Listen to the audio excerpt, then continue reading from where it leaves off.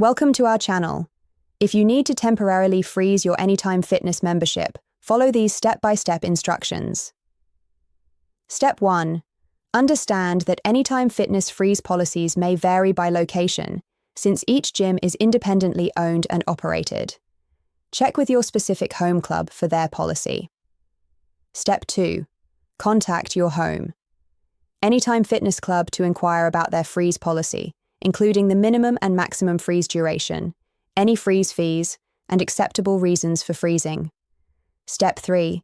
Gather any documentation that might be required for your freeze request, such as medical documentation, proof of travel, or military deployment orders depending on your reason. Step 4.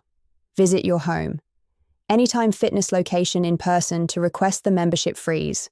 Some clubs may allow you to initiate the process by phone or email. Step 5. Bring your valid photo ID and membership key fob or card to verify your identity and membership status. Step 6. Speak with the club manager or staff member at the front desk about your request to freeze your membership. Explain your situation and provide any required documentation. Step 7. Fill out the membership freeze form provided by the staff. Include your information, the reason for the freeze, the start date, and your expected return date. Step 8. Review the terms of the freeze, including any monthly fees that may apply during the freeze period.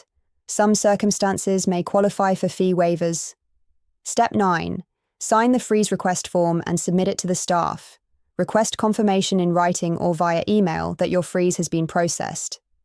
Step 10. Make note of when your freeze period ends and your membership will automatically reactivate. If you need to extend the freeze or reactivate early, contact your club before the freeze expiration date. Don't forget to like this video and subscribe to our channel.